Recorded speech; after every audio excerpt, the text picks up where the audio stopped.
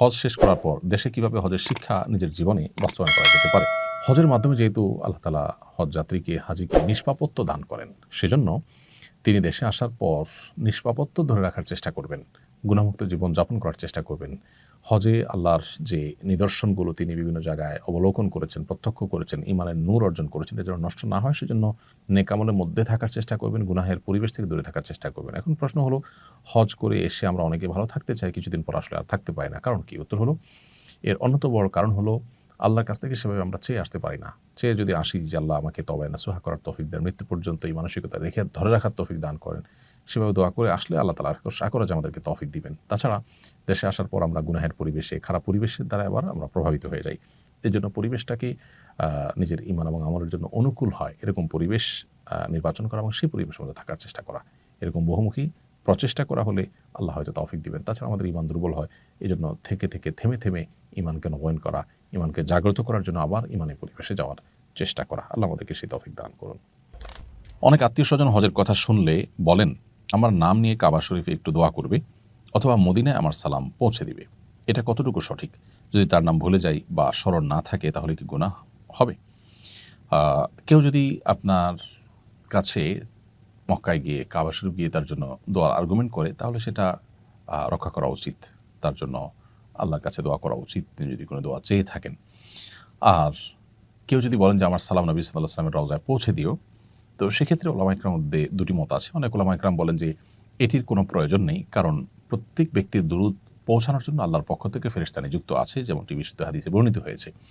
অতএব যেখানে আমরা পৃথিবীর যে কোনো প্রান্তে দুরূদ পড়লে, সালাম পেশ করলে সাথে সাথে আল্লাহ তাআলার স্বয়ংক্রিয় সিস্টেমেই সেটা নোট হয়ে যায় ফেরেশতার কাছে, এবং ফেরেশতা সেটা নবী সাল্লাল্লাহু আলাইহি ওয়াসাল্লামের কাছে পেশ করেন, একেবারে নাম উল্লেখ করে যে, হে আল্লাহর রাসূল, আপনার প্রতি অমুক জায়গা থেকে অমুকের ছিল অমুক সালাম পেশ করেছেন, দুরূদ পেশ করেছেন। তাহলে সেখানে মানুষকে দিয়ে আবার সালাম পাঠানোর কোনো প্রয়োজন নেই। এর বিপরীতে অন্যান্য ওলামা একরাম অনেকে বলেন যে এটি করা যেতে পারে, এটি করলে কোনো অসুবিধা নেই। এবং তাবেঈদের কথা, যে কোনো তাবেঈদের মধ্যে এটা পাওয়া যায় যে তারা যেমন খলিফা ওমর ইবনে আব্দুল আজিজ, তাবেঈদের মধ্যেও কাউকে পাওয়া যায় যে তারা এভাবে সালাম পাঠিয়েছেন অন্য কারোর মাধ্যমে। ওমর ইবনে আব্দুল আজিজ রাহিমাহুল্লাহ তিনি সালাম পাঠানোর কথা বর্ণিত হয়েছে এক বর্ণনায়। তো এগুলোর উপর ভিত্তি করে অন্য ওলামা একরাম এটাকে জায়েজ বলেন। কিন্তু সাহাবায়ে কেরাম বা হাদিসে মূলত একজন আরেকজনের জন্য দোয়া করা, দোয়া চাওয়া, এগুলো বর্ণিত হলেও সালাম পেশ করা নবী সাল্লাল্লাহু আলাইহি ওয়াসাল্লামের কাছে কারোর মাধ্যমে, এটি কোনো হাদিস দ্বারা ওইভাবে আসলে সাব্যস্ত হয় না।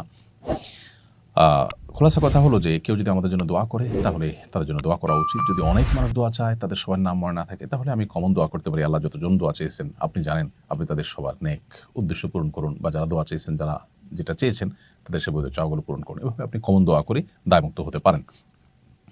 আর নবী সাল্লাল্লাহু আলাইহি ওয়াসাল্লামের কবরের সামনে সালাম পেশ যখন আমরা করি, তখন আজকাল বিশেষ করে এত ভিড় হয়, নিজের সালামটা পেশ করাটাই দায় হয়ে যায়। এত অল্প সময় সেখানে রানিং অবস্থায় সালাম দিতে হয়। সেখানে আসলে অনেক লোক বললে তাদের নাম নিয়ে হে আল্লাহর রাসূল অমুক অমুক আপনার প্রতি সালাম পেশ করেছেন, বা অমুক অমুকের তরফ থেকে আসসালাতু ওয়াসসালামু আলাইকা ইয়া রাসূলুল্লাহ, এরকম বলা আসলে সেই সুযোগ স্কোপ আজকাল থাকেও না। এটা হলো বাস্তবতা।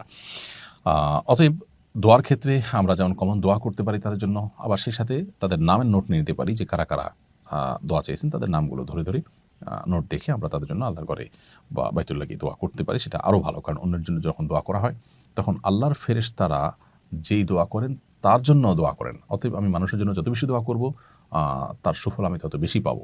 আমি দোয়া করব মানুষ হয়ে, আর তার বিপরীতে তার জন্য আমি যা দোয়া করলাম আল্লাহর ফেরেশতারা সেটা আমার জন্য দোয়া করবেন, অর্থাৎ আমার চাইতে উত্তম ব্যক্তি আমার জন্য দোয়া করবেন।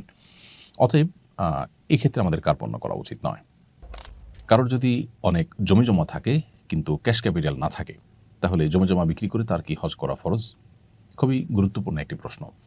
আমাদের সমাজে বিশেষ করে গ্রামে এরকম অনেক লোক আছেন যাদের প্রচুর পরিমাণ ক্ষেত খামার, প্রচুর পরিমাণ ক্ষেতের জমি বা বিভিন্ন রকমের ল্যান্ড আছে, বিভিন্ন রকমের স্থায়ী অ্যাসেট আছে, কিন্তু তার কাছে ক্যাশ টাকা নেই। তাহলে তার হজ ফরজ হবে কিনা? এর উত্তর হলো, যে সমস্ত জমি জমা বা যে সমস্ত ল্যান্ড বা স্থায়ী সম্পদের উপর তিনি নির্ভরশীল, যেমন জমির ফসল ওঠে সেটা দিয়ে তার বছর চলে, অথবা তার ফ্ল্যাট আছে সেটা দিয়ে তিনি ভাড়া পান, সেটা দিয়ে তার সংসার চলতে হয়, এরকম যদি হয় তাহলে সেক্ষেত্রে তার জন্য এগুলো বিক্রি করে হজ করা ফরজ হবে না।